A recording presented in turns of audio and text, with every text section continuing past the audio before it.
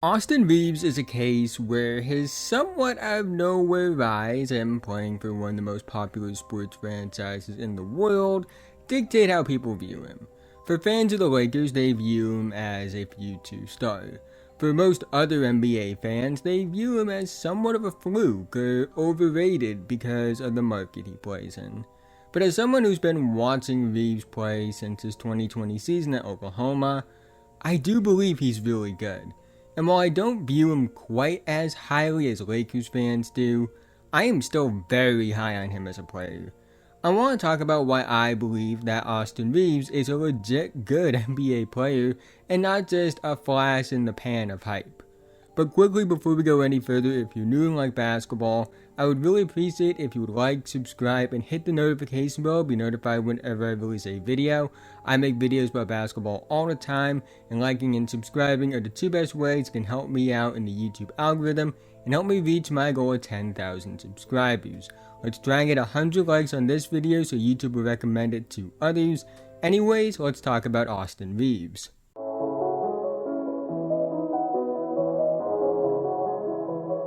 Austin Reaves was one of the more quality role players in the NBA this past season. 13 points per game, 3 rebounds per game, 3.4 assists per game. And those are really good numbers for a second year undrafted free agent on its own, looking at just the base statistics. But it's the efficiency that really stands out. 52.9, 39.8, 86.4 spreads, 61.6 effective field goal percentage, 68.72 shooting percentage. Post All-Star break, he was even better. 17.6 points per game, 3.1 rebounds per game, 5.5 assists per game, 57.8, 44.3, 85.6 spreads, 73.4 true shooting percentage. And this is important because post All-Star break is when the Lakers had that major midseason turnaround and went from a team that looked like they could be giving up a top 10 pick to the Pelicans to a team that would eventually make the conference finals. Now, I don't think 70 plus true shooting percentage is necessarily sustainable over a full season, and that's true for basically anyone that isn't a traditional drop big. And it's especially true with a guard wing that takes a lot of jumpers and creates off the bounce the way Reeves does. But I do think that low to mid 60s true shooting percentage is sustainable long term for Reeves, and here's why. Reeves' efficiency this past season is not an anomaly. His final season of college, he had a 57.9 true shooting percentage with a 27.7 usage rate. His rookie season, he had a 60 true shooting percentage with a 12.4 usage rate. So he has shown in the past he can be a really efficient player. Granted, there is a correlation between his true shooting percentage and usage rate trends, which is why I don't think his true shooting percentage will be quite at that near 70 it was this past season, because I do think he's going to get more opportunity and responsibility this upcoming season, which will lead to the usage going up and the true shooting percentage likely going down. But I do think he has shown enough in the past with these numbers to suggest that he will be super efficient regardless, even if the numbers go down. In fact, I would say that the idea of him showing stuff in seasons prior or in college extends beyond just his true shooting percentage. Because I think people have this idea that he just has a good whistle because he's on the Lakers and the NBA wants the Lakers to be good. But I don't think that's true, because he was really good at drawing fouls in college. He showcased great technique, he showcased a willingness to embrace contact, and I think that has translated to the NBA. The intangibles are legit when it comes to drawing contact when attacking the basket. He's shown a lot on tape, and I really think that is just what it is. It's not just the fact that he gets a favorable whistle just because of the fact that he plays on a team in LA.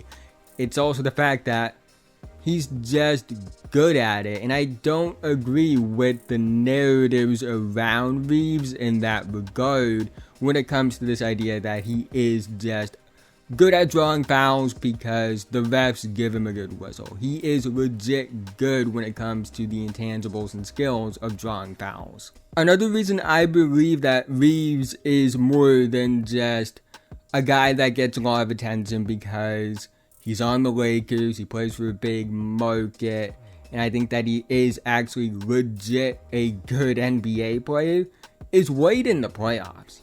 He averaged 16.9 points per game, 4.4 rebounds per game, 4.6 assists per game on 46.4, 44.3, 89.5 splits with a 61.6 true shooting percentage. Mind you, this wasn't like just a one-game play-in. This wasn't just a quick sweep in the first round and out. This was on a Lakers team that made a run to the conference finals. A deep run. I know they got swept in the conference finals, but Reeves was incredible in that series. 21.3 points per game, 3.5 rebounds per game, 5.3 assists per game on 54.9, 56, 100 splits with a 73.8 true shooting percentage. He was the best three-point shooter in that series in terms of efficiency relative to volume. He has a game where he was a plus 13 where they lost by 5 in that series. I'm not saying this kind of production is sustainable over the course of a full season. Asking any guard or any wing to average 21 plus points per game on a near 74 true shooting percentage is a lot. And that's not just the fact that I think it's impossible for a guard to do it. I also think it's near impossible for a big to do it. And the only one I could see doing is probably Nikola Jokic. But regardless of that, his performance in the Western Conference Finals run is encouraging and a sign that he can sustain good production on good efficiency because he showed he could do it in games that matter. It's not like his production was on a bad team. The fact that his production got better when the Lakers started playing better and in more high-stakes games is a sign of what he does being sustainable. Reeves' value to me as a player starts with his ability to play off of others. He's very comfortable playing off the ball, which is kind of a requirement when you play with, LeBron James and Anthony Davis. He's a good catch and shoot player.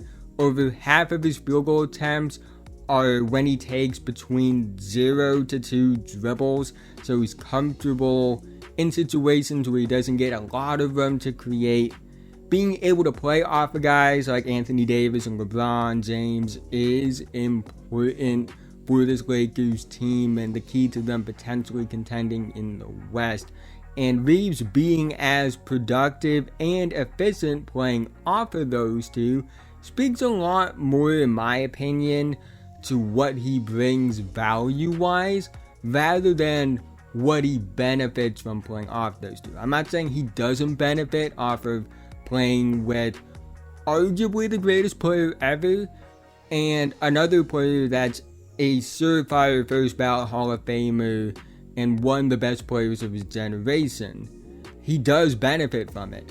But they also benefit from playing with a guy like Reeves because of the fact that him playing off the ball and being super effective does expand the game for the Lakers when he's on the court with those two or on the court with just one of them, which is why I believe they prioritized bringing him back. But what makes Reeves someone I'm very high on is what he can do on the ball.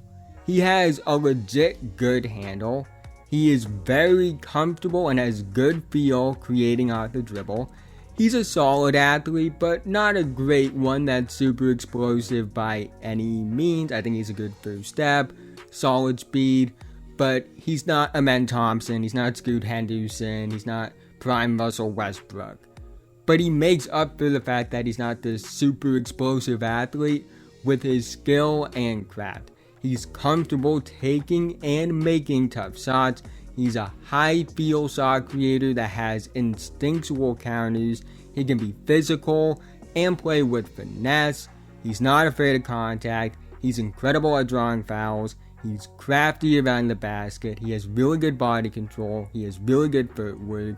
He can handle on-ball reps consistently, in my opinion, even if I don't think it's to the level that you say he can do things that Jason Tatum or Luka Doncic do. But he is good at it, and he's also a good passer.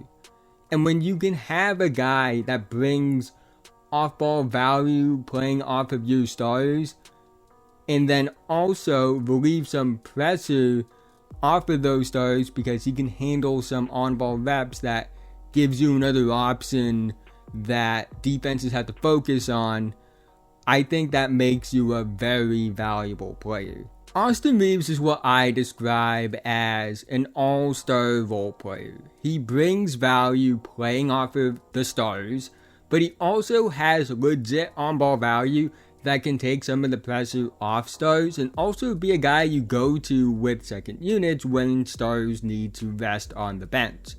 I do think Reeves could be a guy that puts up big numbers on a bad team. I could see him being a low 20s point per game, 5 rebound per game, 5 assists per game on high 50s to low 60s true shooting percentage on a bad team. But I think it's even more valuable that he's a guy that probably is going to be 15 to 17 points per game, 4 to 5 rebounds per game, 4 to 5 assists per game on mid to high 60s true shooting percentage on a good team. I don't think that near 70 true shooting percentage is sustainable with more usage, but he still is going to be really efficient long term because a lot of what he does on tape is based around sustainable skills and intangibles rather than just having some hot shooting streaks. Whether you want to admit it or not, Austin Reaves is really good. It's not just the LA market, it's not just ref whistle biased. When you look at his numbers and tape, it reflects a good NBA player. And I'm not saying this as someone that's a Lakers fan by any stretch of the imagination. I'm a Celtics fan saying this. I think the ceiling for Reeves is somebody where there are many different roles they could play, but they're all the same caliber of player. And that sort of ceiling I see in him is that elite 6-man, high-level starter, borderline all-star caliber guy. Not comparing these two guys as players one-to-one because they have different play styles and Reeves is flat out more efficient as a player, also a bit bigger. But I think the best outcome for Reeves is the caliber of player that Lou Williams was during that 3-year run with the Clippers. A really productive player that could be borderline all-star good on a team that's around 500. But is still productive in terms of being that 18-ish point per game scorer playing off of elite players on a team that contends when healthy. I think Reeves has potential to be the 3rd or 4th option on a contender. I don't agree with Lakers fans that think he's going to be this solidified all-star, but what fan base doesn't overrate young players on the roster? Outside of Lakers fans and a few big-name journalists on Twitter, I think Reeves is underrated by most NBA fans. He's really good right now. He does have room to grow even if he's a bit older for a guy going into his 3rd season. And at the end of the day, he's a legit good player, no matter what you think. But that's the end of this video. If you made it to this point, thank you so much. Again, haven't already, like, subscribe, hit notification bell to be notified whenever I release a video. I make videos about basketball all the time, and liking and subscribing are the 2 best ways going to help me out in the YouTube algorithm and help me reach my goal of 10,000 subscribers by the end of the 2024 NBA season. Let's try and get 100 likes on this video so YouTube will recommend it to others. Let me know what you think about Austin Reaves. Do you think he's overrated? Do you think he's underrated? What do you think his ceiling is? Do you think the Lakers are going to be good? I'd love to hear some predictions about how many games you think they're going to win. Do you think that they could win the West? Do you think they could make it back to the conference finals? Love to hear all of that in the comment section below. But with that being said, have a nice day, and I'll see you guys in the next one.